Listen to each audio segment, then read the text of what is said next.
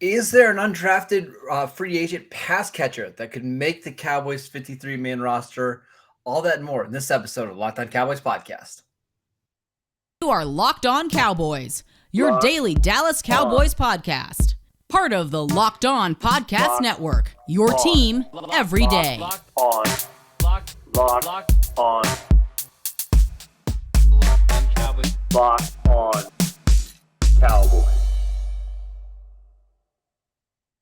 Welcome back to the Locked On Cowboys podcast, part of the Locked On Podcast Network, your team every day. We want to thank you for making us your first listen of the day.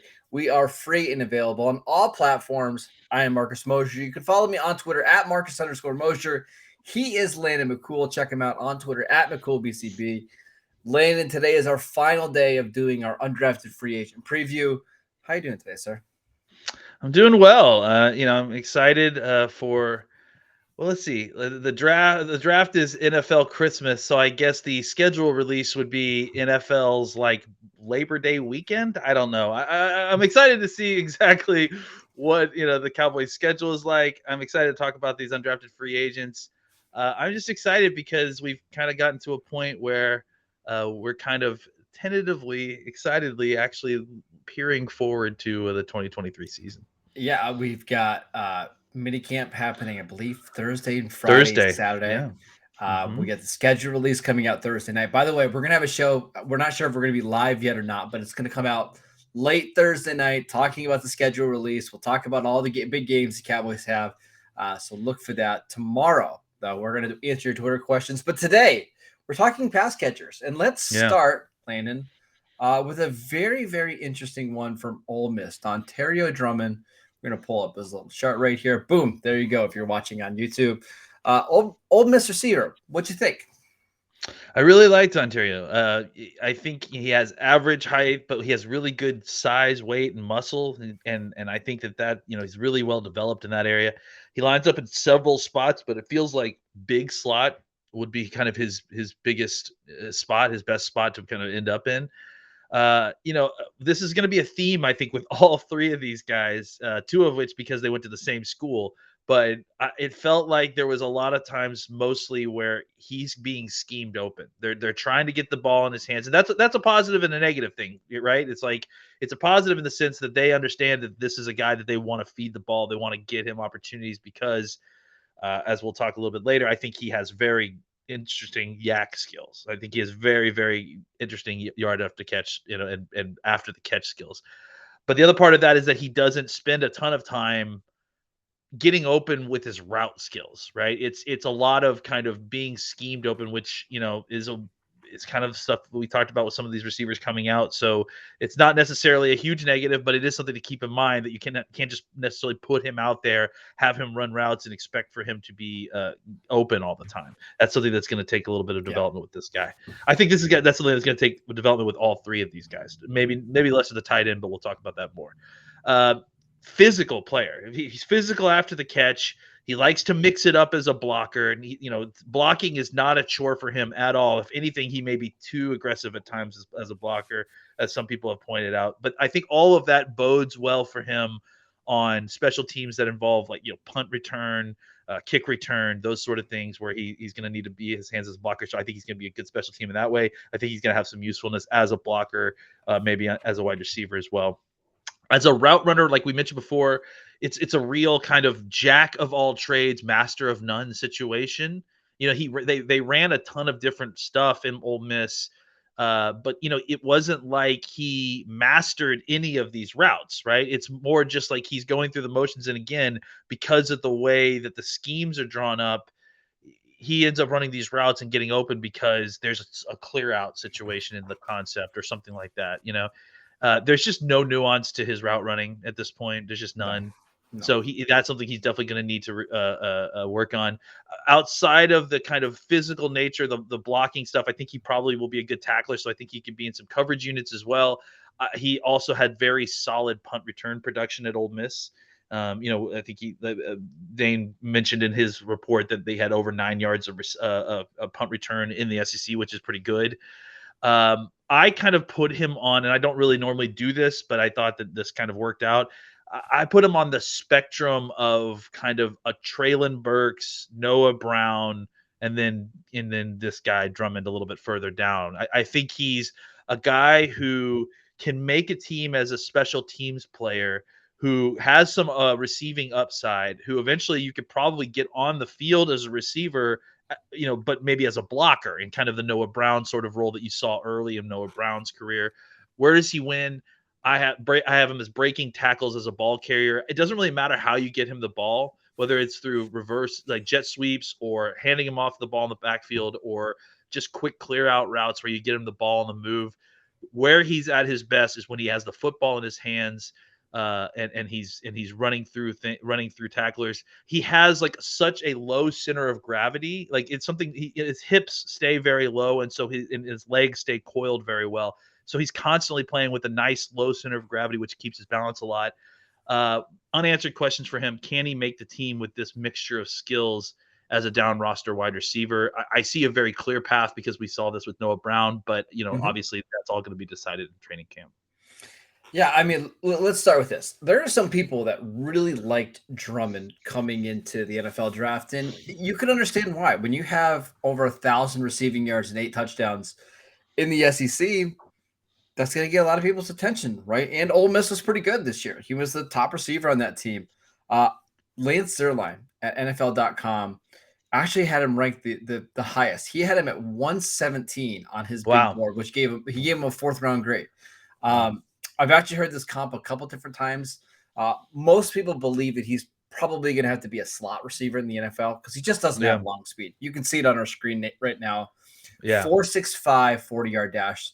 The 1.57 10 yards, not bad, but the shuttle and cones are very poor. The explosion, not great. Could he be at the very, very peak? Could he be a JuJu Smith-Schuster level slot receiver who is going to do a lot of work between 5 and 8 yards?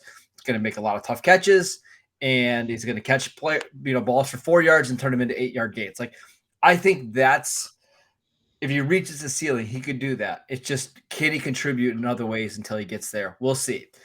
He's another one of these players, Landon, that's really old for an undrafted rookie free agent. He's going to be 25 this year. Yeah. 25. When the Cowboys signed Noah Brown as an undrafted free agent, he was 20. They had a lot of time to kind of develop him and mold and reshape his body. How much time are the Cowboys going to spend with a 25-year-old receiver who runs in the 4.6s? I don't know. Yeah, I definitely agree that I think that he's probably a big slot. I mean, that's kind of the new hotness, right, around the league, and I think that that's probably where he goes. Yeah, he ran a 4.65 at the combine. Then he tried to come back and run it at the pro day, and he ran a 4.72. So he clearly has long speed issues. There's no doubt. I think he has some pretty decent short area quickness, some short area explosion. I think the Treylon Burks comparison, I mean, again, greatly reduced Treylon Burks. Treylon Burks, obviously first, 2nd round pick. This guy's undrafted. But I think in the sense that, doesn't have great long speed in the testing, but you see on tape that he has, the kind of initial quickness to do what he needs to do. I think, I mean, not to spoil anything, but I think of the 2 wide receivers, because of the way his game is, he has a better chance to make the team. Okay, let's compare him to the down roster receivers the Cowboys have right now. Yeah. Do you like him better than what you saw from Simi Fehoko last year? I think it's tough to say. Yes, I think I don't know. No, I'm sorry. No, I don't like him necessarily more than Simi Fehoko. And I think on top of that, Fehoko is probably a different looking player than he was last year, from what we understand. He's supposed to be putting on a bunch of weight. But they might be playing around the same spot, right? They're probably both middle of the field receivers that are going to ask to do a lot of blocking stuff. Yeah, and I think that's really, he would need to have a really nice camp to kind of beat out Fehoko, and really Brown's probably in that same sort of consideration for that spot too. So I think his skill set lends to making the team a lot better than some of these other guys, but because the Cowboys have a glut at the position, it may not be the case this season. Yeah, Noah Brown just turned 26 years old this year. Yeah. Just a few months ago. So, yeah. I mean, you're talking, that's the hard part here. You got somebody who already does that role and does it well, he's going to have to really come in and show that he's a better receiver than Noah Brown, which is going to be hard to do. Do you like him better than Brandon Smith or TJ Vasher, who we saw last year? No, I don't know that I do. I think he may provide more as a special teamer, which may make that kind of conversation interesting. But I don't know that I'm excited to see what TJ Vasher is this year. That's one of the things that I'm actually looking forward to with this rookie minicamp is to see exactly how he's developed, because I think he has a body that could develop into something that could be useful for this team next year. All right, let's move on to our next receiver. But before we do that, I want to tell you guys about Built Bar. Summer is coming, and with summer almost here, you're going to need a snack with you to take on the go. Built Bars are the absolute perfect snack to throw in your golf bag, take with you on a walk, take with you on your family vacations. They are covered in 100% real chocolate. That means with Built Bar, you can eat healthy and actually enjoy it. Built Bars contain only 130 calories, 4 grams of sugar, 4 net carbs, but 17 grams of protein. Compare that to your average candy bar, and it's not even really a contest. So go to Built.com and use promo code LOCK15 to get 15% off your next order. Use promo code LOCK15 for 15% off at Built.com. All right, our next receiver is from Indiana. It's Ty Fryfogle, 6'1", 210 pounds. A little bit faster in a 4.53, 10-yard split. Phenomenal. 1.52. He was somebody who was at Indiana for, I believe, 5 years. His best season came in 2020. In 7 games, he had 700 yards and 7 touchdowns. What did you think of Fryfogle? Yeah, another guy, kind of average height and weight, but he has kind of longer legs, and that kind of shows up in several different ways. He's used often as a jet motion man, lines up out wide inside the slot. Again, I hate this Indiana offense. It's all just gimmicks and the quarter and much to the detriment of him and the tight end at times.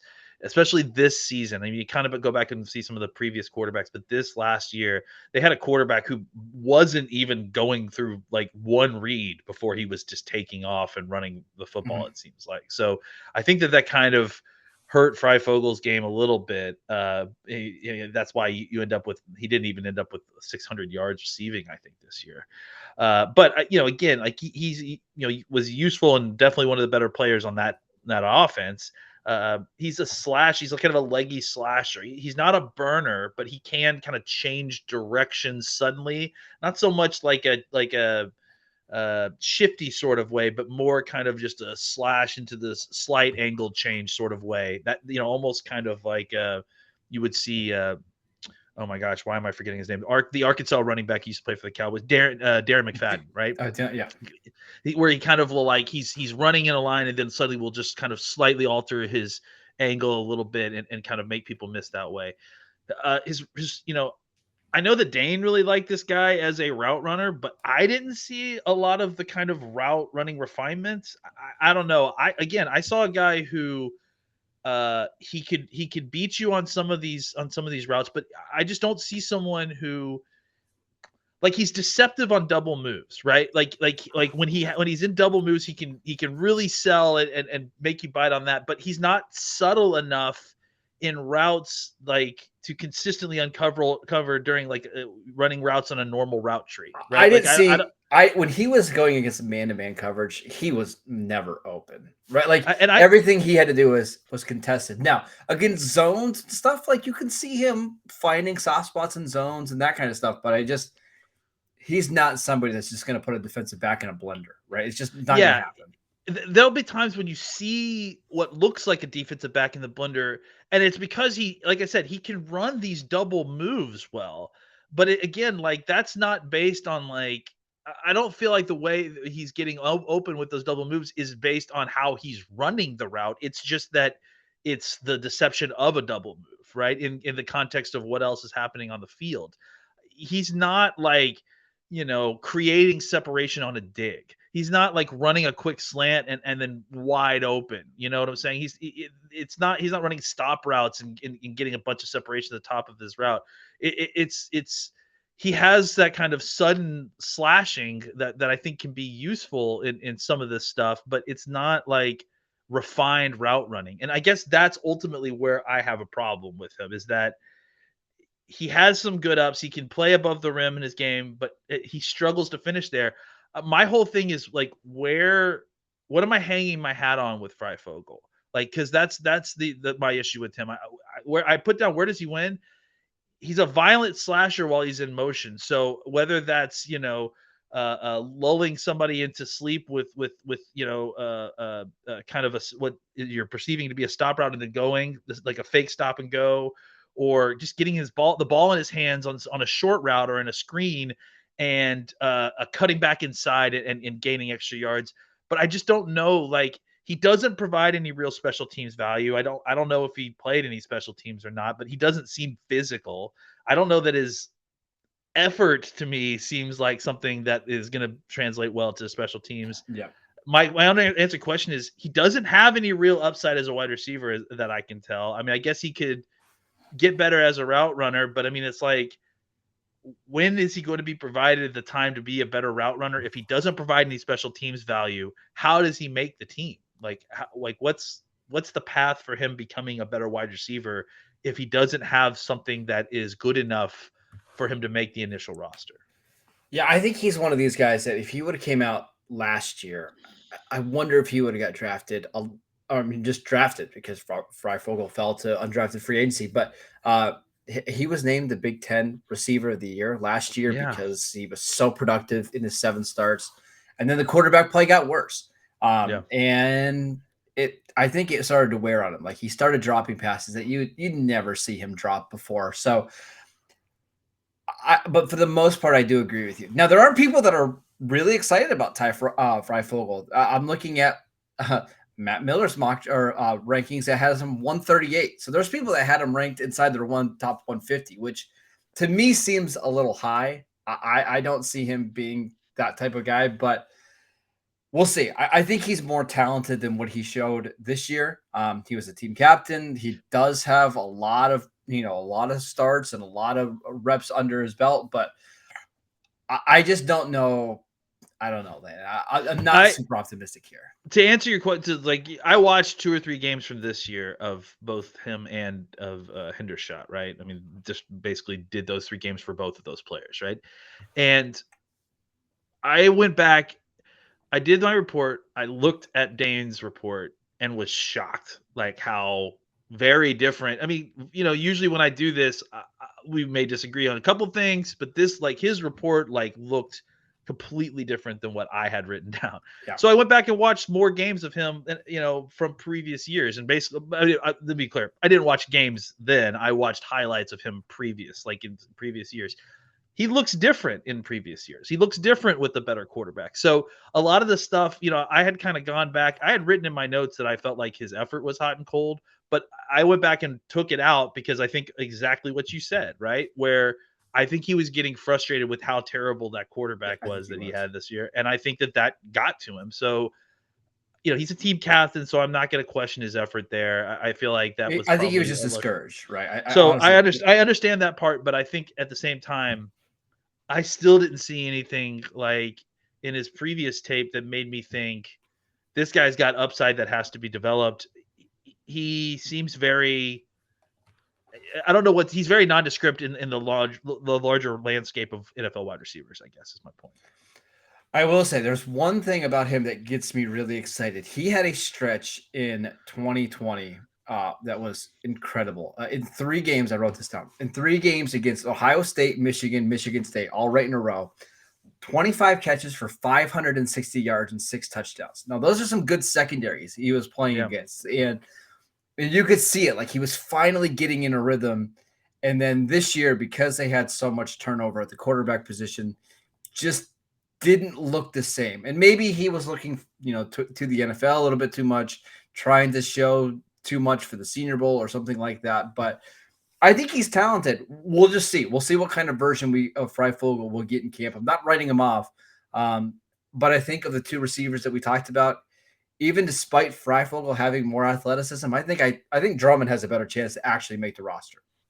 I agree because his game matches the kind of game that you need in order to be that 5th wide receiver. Like, again, It's not at that point. It's no longer about who's the best wide receiver. It's about who is the most useful to your team, and special teams weighs in probably 50%. Yeah, as much as how good of a wide receiver, or how much upside you have as a wide receiver.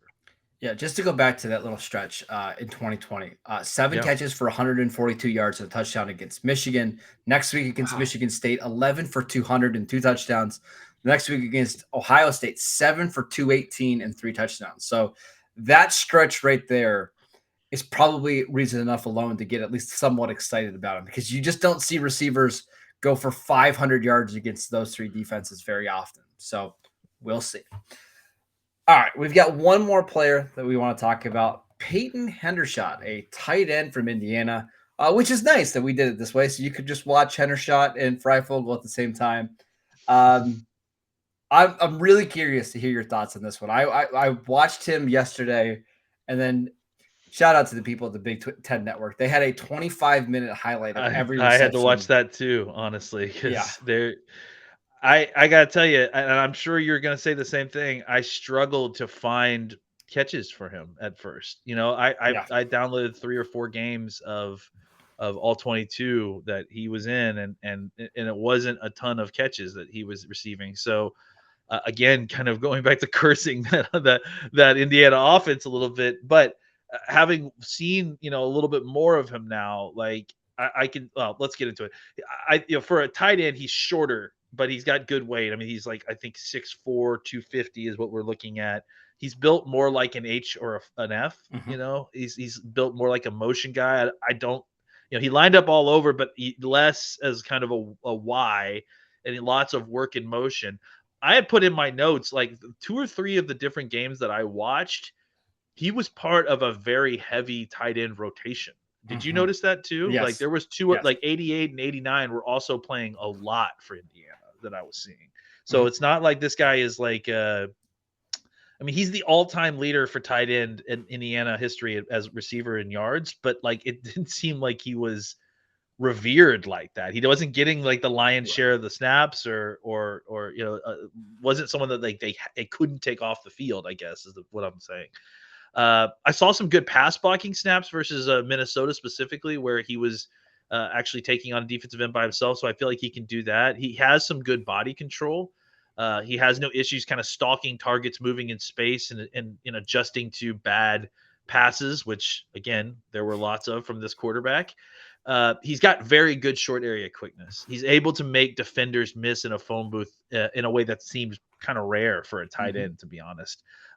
He has yak value in general because of this, because he can catch a pass, make the first guy miss, get an extra 4 or 5 yards, I think. That, like I mentioned, Indiana offense schemed him open a lot for his touches. I mean, lots of especially that video that you were just talking about, right? All you saw was this guy running wide open in the secondary. It was either bubble screen, right? Like a little slot bubble screen, or it was a double pass and the tight end leaks out, or the quarterback's going one way and he throws back. I mean, it was weird. Like a crossing route that he goes back up, as a go route, and there's like the defensive backs have completely lost him. So, the thing that's frustrating about that is that a lot of his production came from that sort of thing, which is, sometimes replicable in the NFL, but like I just don't know that you're going to be throwing a ton of bubble screens to your set tight end twos in the NFL. So, I mean, unless you're the Cowboys. So I think that's something that was difficult to kind of parse. But having said that, when you see him, I think he's very valuable as a receiver. I mean, for an undrafted free agent tight end, right? Because he has short area quickness. He has no problem catching passes over the middle. He has no problems, finding open spots in the zones underneath. He's got good speed, but he doesn't have a 5th gear, so he's not going to pull away from anybody. But I think in that kind of short and intermediate range area, he could provide some good outlet as kind of a tight end too. Where does he win? I put short area, quick receiving tight end, unanswered questions, off-field issues aside, because that can't be completely discounted. And that's something that, obviously is there. Can he get strong enough to be useful as a versatile tight end? He's not good enough as a receiver to be like a guy that is just a receiving tight end, right? Not but yet. what no, but he's good enough as a receiver that if he can get stronger and become a better blocker, he could become a very useful part of a rotation because he can be someone that you could put on the field and not, tip off the defense as to what you're doing. So I think I think this guy might have a decent chance to make the team. Simply because I think he could probably play some special teams. We'll see exactly what the situation is again with the off-field stuff, but I think in the sense, in the Michael, in the Dalton Schultz sort of way, I think this guy has a path to kind of come in here and potentially get better and then develop into something down the road if someone like McKeon never kind of catches on or any further. Not to disparage your guy, but if he doesn't quite catch on, this could be kind of your next year's McKeon. All right, so let's talk about the off the field stuff because I'm sure people want to know. Just reading right through Dane Brugler's draft guide.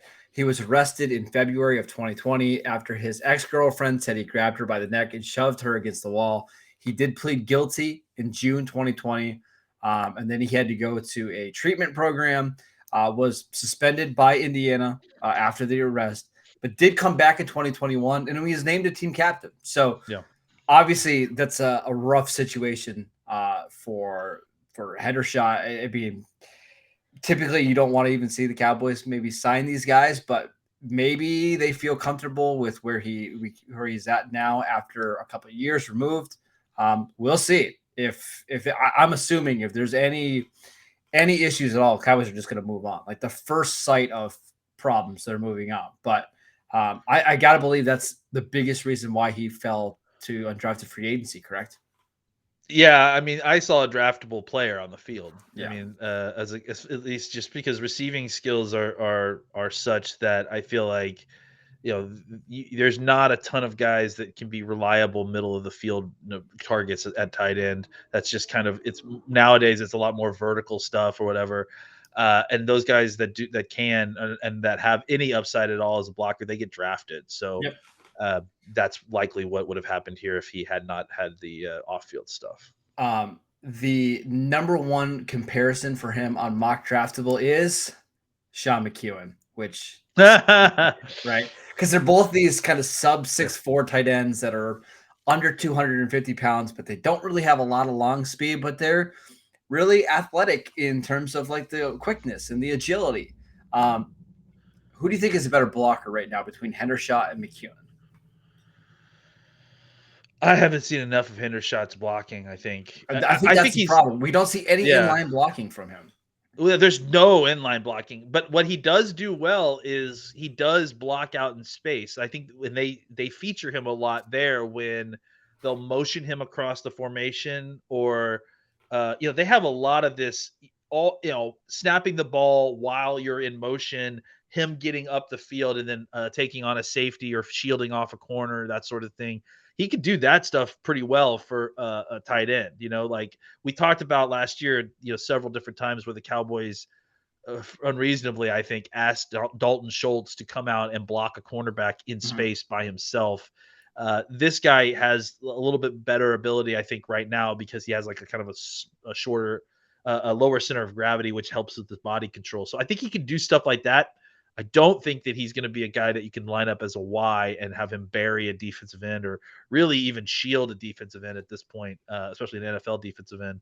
He's definitely going to need to get stronger. I think he needs a year. Like, I think, he's where McKeon was last year. Correct. So I would imagine McKeon is in a much better spot as it stands right now. Yeah, and that's actually who I wrote down for comp is McKeon because like McKeon at Michigan, almost everything he did that wasn't schemed open for him was within like 5 yards, or he was like the outlet receiver, right? Like he's going to block a little bit and then he's going to come out to the flat or the middle of the field and catch a 5-yard pass and try to turn around and we'll move on to the next play. That's kind of his role. Listen, players in the NFL have really long careers by doing that. Like you can catch on for a long time if you are an adequate blocker and you're a reliable receiver that doesn't drop passes.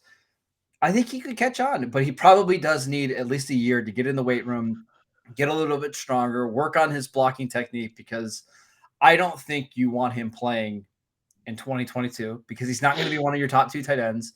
And I don't think he's polished enough as a receiver to keep on your active roster. But if the Cowboys can stash this guy in the practice squad and maybe you move on from Dalton Schultz after this year and McKeon steps up to that number 1 role, could Hendershot be your third tight end with Jeremy Sprinkle being your blocker? Sure, I could see that. There's value in this guy because if you can get open in short areas and provide an outlet for the quarterback, and then on top of that, when you catch the pass, maybe give us 3 or 4 more yards on top of the reception because you can make the first guy miss. Mm-hmm. I'll take 8-yard gains on first down or on second down passes all day, every day. And I think that this guy can do, maybe not right away, but this is something that he could do, if he develops well enough as a blocker and you can put him on the field without kind of tipping your hand as to what you're doing. I will say the one player that I did write down like a higher end comp is Max Williams, who played for the Ravens, played with the Cardinals, kind of similar body size. Now, Max Williams was a much better blocker coming out of school, but guys that are quicker than fast don't really have that long speed. But if they can develop into a good blocker, we'll see. I would not be shocked if Hendershot sticks in the NFL for a while. I agree. Dalton Schultz a couple years ago, really, I think is a good comparison too. Probably Dalton Schultz coming out of Stanford, like that first year, worth developing. Now the Cowboys at tight end after Dalton Schultz and Jake Ferguson and Sean McKeon, it's a little tough, right? You have Ian Bunting on the roster. You don't have much else. So if he could catch on as that practice squad tight end, let's just see a year from now, 2 years from now, what everything looks like. All right, that is it for today's show. Thank you guys for tuning in. As always, you can download the podcast wherever you get your podcasts. Check us out on YouTube. You can follow the show at Locked On Cowboys on Twitter. Again, we'll be answering your Twitter questions tomorrow.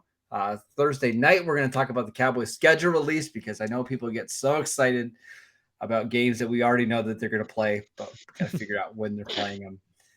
Got to count those wins and losses, guys. Got to count those wins and losses. The NFL is really going to turn this into like a whole month thing, aren't they? Where they just kind of leak one game out at a time. 100%. It's already happening. He is Landon McCool. I am at Marcus _Mosher. Landon at McCool BCB. We'll see you guys tomorrow. Bye, everybody.